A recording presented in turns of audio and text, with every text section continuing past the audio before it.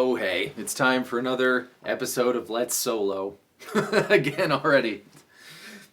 Anyways, I thought it would be fun now that we've learned the minor pentatonic position shape to every so often do this little series, which I'm going to call Quick Licks, and just show you a couple of neat things that I've run into through the course of my daily doings recently. The first one that we're going to do is going to be called, let's pick a key. Let's pick D minor. So 10th fret of the E string, and we've got 10, 13, 10, 12, 10, 12, 10, 12, 10, 13, 10, 13 is, of course, the operative shape. But for this first one, which we are going to call hammer triplets, all of these names are just things that I say in my head, so don't, use them at parties. But for this move, you're going to recognize it from the daughter solo.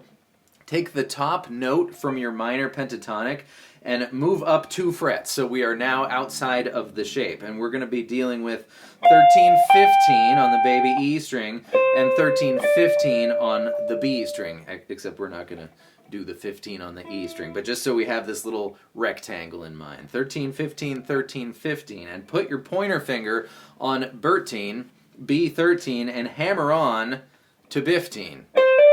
And then your fingers should be barring both the E and the B strings, so it's already on 13 of the baby E string. And we're going to do it in triplet style, so say to yourself, blueberry, blueberry, blueberry, blueberry. Right? That's the beginning of the daughter solo, except daughter is 2 frets higher in E minor. Now you'll really recognize it. Right? I've got a video on the daughter solo, so you can go watch that if you want, but we're putting it in a different key. You're allowed to do this. Mike McCready did not invent hammer triplets. So, we're in D minor, frets 13 and 15. You might not want to start your solo with that, because then it might really harken daughter just a little too much. You could sneak it in the middle. And at the end, I'm going to show you Miss Poopadoop and I will get together and put these 2 moves to action. So that's it. The first move, you could do it in any key, right? If you were in A minor, you'd find your shape, 5 and 8, 5 and 7. And then you'd move up 2 frets from there and have 8 and 10, same riff in A minor. And the second of the quick licks for today is one that I call the Doo-Woppy Circus one. This is one that I'd run into months ago, and I was waiting to run into it again. I couldn't remember where I found it, but in another song, so I've now heard it twice in the wild, and you'll recognize it from, doo-woppy things. But it was when I was doing Patience with a student just this last weekend. So what you're going to do, this is a compound move a little bit. It's going to start with the move that I haven't formally shown you, but I've shown you many times, called 2 becomes 1, which is when we're going to still be in D minor and in the regular position. When you bend the G string 12th fret so that it sounds like the B string 10th fret, right? If you do it at the same time, you get that neat gargly noise. Mike McCready uses that all the time. Right, just walking up the scale for another quick licks. But the one I want to show you is start with your 2 becomes 1. So you're going to start with your pointer finger it's going to bar the E and the B string, but you're not going to need the E string, just it's going to be the most comfortable way to do it. And here's a tip, put your middle and your ring finger on the G string so you can bend with the strength of 2 fingers.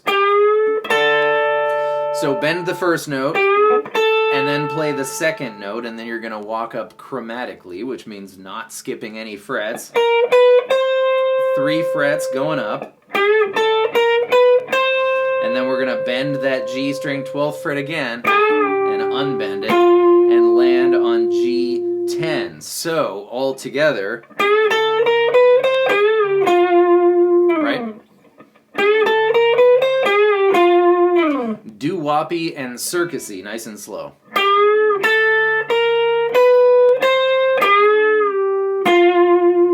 Awesome. I love that move. And of course, you could put that one in any key too. Here it is in B minor on the 7th fret. Well, I'm on the 9th fret, but the B root, the bay root is on the 7th fret, right?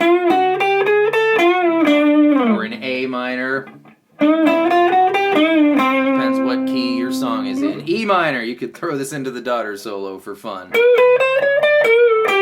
Ready?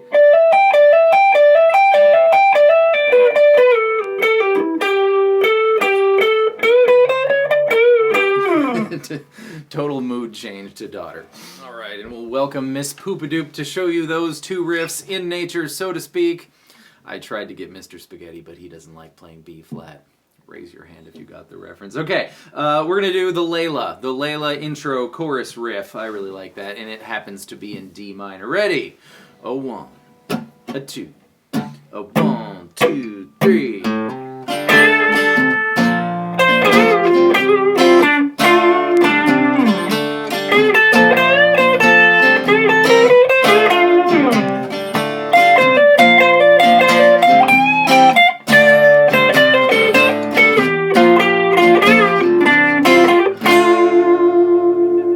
That's it for Quick Licks today. Everybody, thanks for being here. I hope you enjoyed that. I have a feeling that's going to be a fun one, and one I will look forward to making.